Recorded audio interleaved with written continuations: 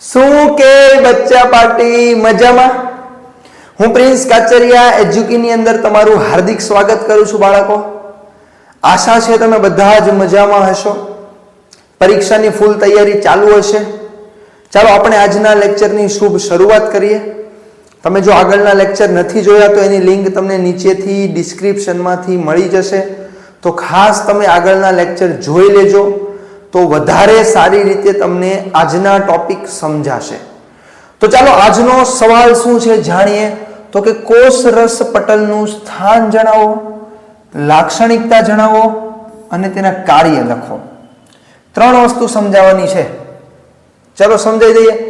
કોષ રસ પટલનું સ્થાન. તો કે કોષ રસ પટલ એ કોષ રસનું સૌથી બહારનું આવરણ છે. હવે તમને ખબર છે કે ભાઈ જો આ કોષ હોય, આ કોષ કેન્દ્ર છે, આ શું છે? કોષ રસ છે. શું છે આ?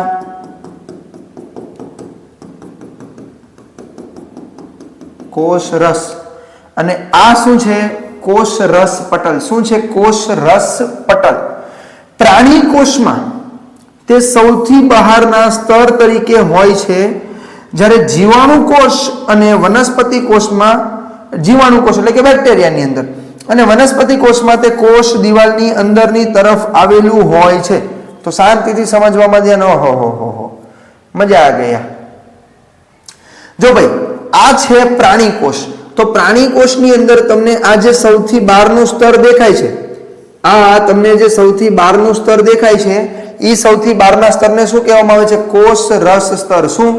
કોષ રસ સ્તર. પરંતુ યાદ રાખજો, વનસ્પતિ કોષની અંદર પહેલા કોષ દિવાલ આવેલી હોય છે, પછી કોષ રસ પટલ આવેલું હોય છે. કોષ દિવાલ આવેલી હોય છે, પછી કોષ રસ પટલ આવેલું હોય છે. સમજ પડે છે બાળકો બધાને? પહેલા શું આવેલું હોય છે? કોષ દિવાલ, અને પછી કોષ રસ પટલ આવેલું હોય છે. હવે હું તમને એક સવાલ પૂછું કે સાહેબ, વનસ્પતિ કોષમાં કોષ દિવાલ છે, જ્યારે પ્રાણી કોષની અંદર કોષ દિવાલ નથી, એનું શું કારણ? આ તો ભગવાન અન્યાય કરે છે એવું નથી લાગતું? વનસ્પતિને કોષ દિવાલ આપી, એક અન્ય સ્તર આપ્યું, આપણને ન આપ્યું કેમ? બેટા એકદમ સિમ્પલ લોજિક છે. આપણે દરેક સ્થાન પર હલનચલન કરી શકીએ છીએ, આપણે પ્રચલન કરી શકીએ છીએ. શિયાળો હોય, ઉનાળો હોય કે ચોમાસું હોય, આપણે પરિસ્થિતિ પ્રમાણે સેટ થઈ શકીએ છીએ. શિયાળામાં સ્વેટર પહેરી શકીએ છીએ, ચોમાસામાં રેનકોટ પહેરી શકીએ છીએ, પરંતુ વનસ્પતિ 24/7 365 ડેઝ સુધી કોઈ પણ સ્થાન બદલી શકતી નથી.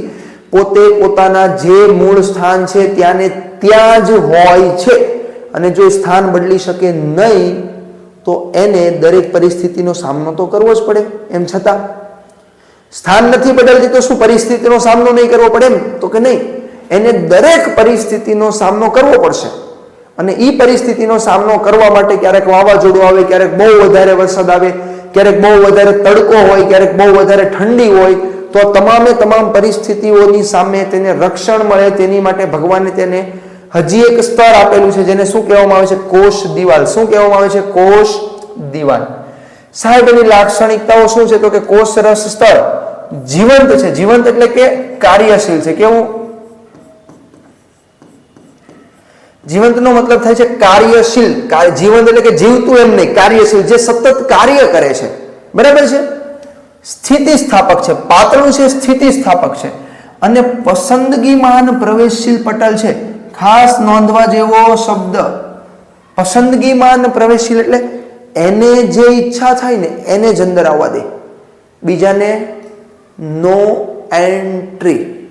એને ઈચ્છા થાય એને જ અંદર આવવાનું, બાકી બીજાને નો એન્ટ્રી. સમજ પડે છે? કાર્યો. કોષને તેના બાહ્ય પર્યાવરણથી કેવું રાખે છે? અલગ રાખે છે. કોષને તેના બાહ્ય પર્યાવરણથી અલગ રાખે છે. જેમ કે અહીંયા જોઈએ આપણે,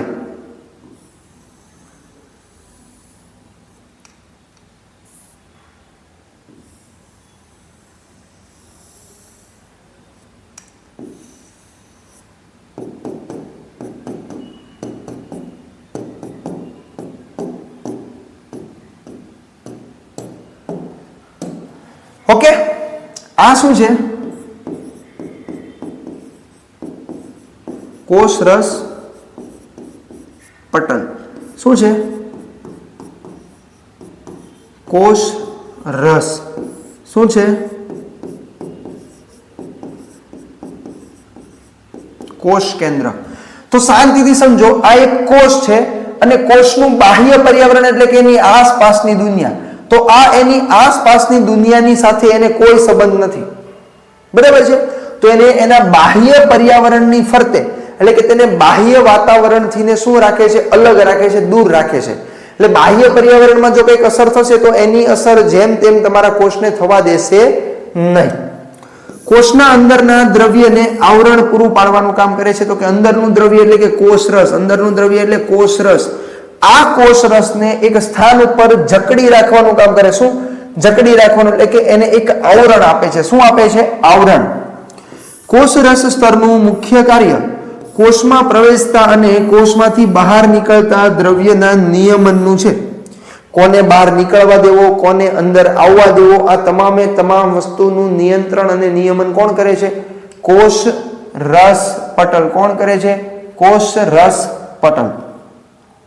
ઈ માત્ર બે જ વસ્તુની અંદર જવા દેશે વાયુમાં, જેમ કે ઓક્સિજન અને કાર્બન ડાયોક્સાઇડ જેવા વાયુઓ પ્રસરણ દ્વારા કલામાંથી પસાર થાય છે. પાણીના અણુઓ આશ્રુતિની દ્વારા કોષરસ પટલમાંથી પસાર થાય છે. ટોટલ બે વાયુ, ઓક્સિજન અને કાર્બન ડાયોક્સાઇડ અને એક પાણી, ટૂંકમાં એ ટોટલ ત્રણ જ વસ્તુને અંદર બહાર આવવા દેશે. જેમ કે ઓક્સિજન, CO2 અને H2O. એમાં આ બંનેને કઈ ક્રિયા દ્વારા? પ્રસરણ દ્વારા. અને આને કઈ ક્રિયા દ્વારા? આશ્રુતિ દ્વારા.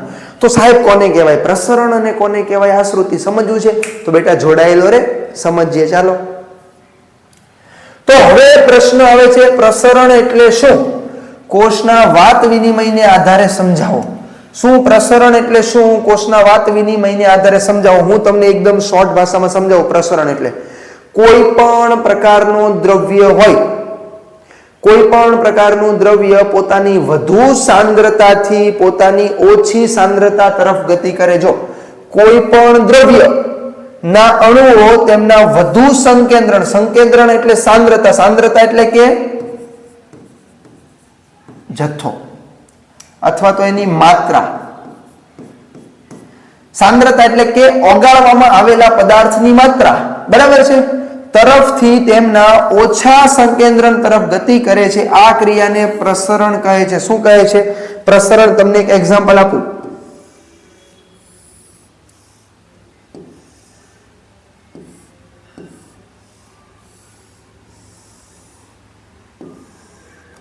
મેં બે પાત્ર લીધા છે. શું લીધું છે? મેં બે પાત્ર.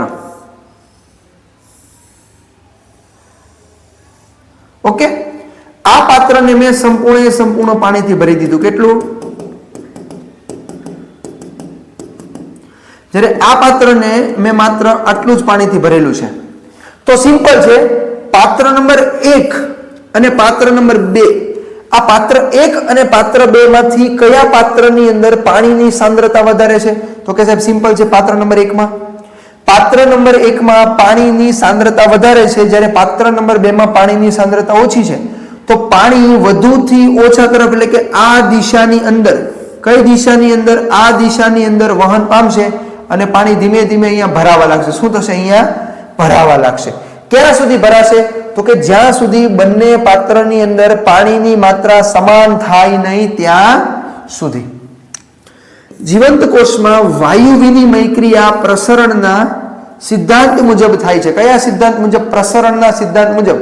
તો હવે તમને પાછો પ્રશ્ન થાય કે સર પ્રસરણના સિદ્ધાંત મુજબ કેવી રીતના વાયુઓની આપલે થતી હતી? ચાલો જાણીએ. પ્રસરણ એટલે શું? ખબર પડી ગઈ ને? તો કે વધુ સાંદ્રતાથી ઓછી સાંદ્રતા તરફ કોઈ પણ દ્રવ્યનું વહન થવું. કોનું? કોઈ પણ દ્રવ્યનું. ચાલો સમજો. આ શું છે? કોષ. હવે આ શું છે?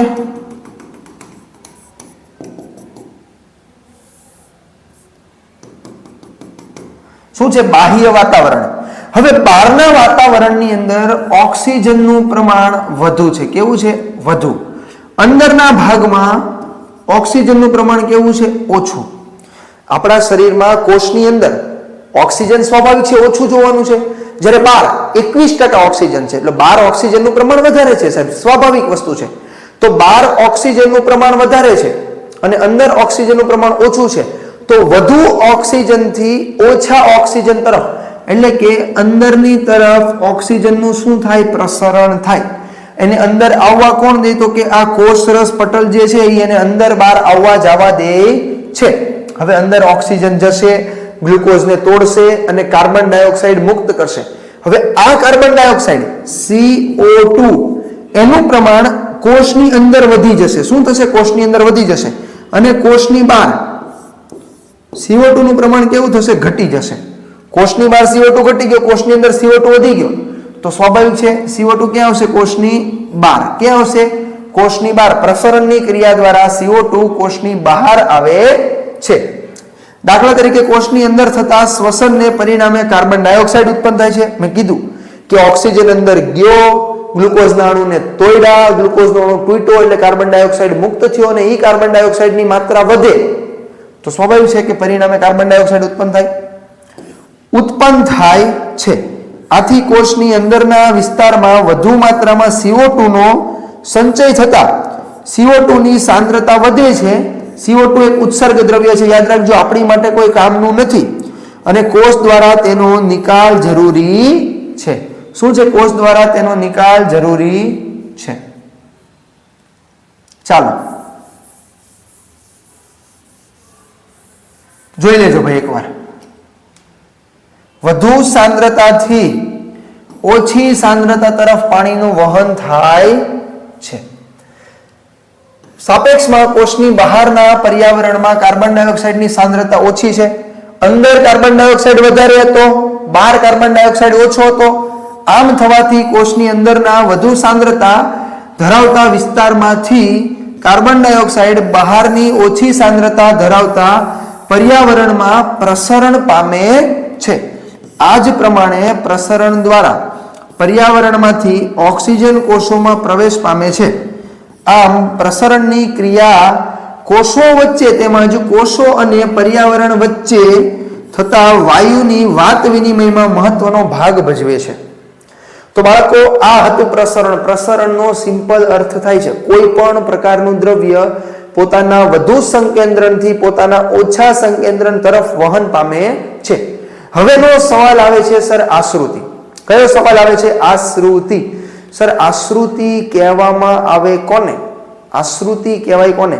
તો આશ્રુતિ આપણે ભણીશું નેક્સ્ટ લેક્ચરની અંદર. ત્યાં સુધી આપણે આજે લેક્ચરને સ્ટોપ કરીએ છીએ. આવતા લેક્ચરમાં આપણે મળીશું. Thank you very much.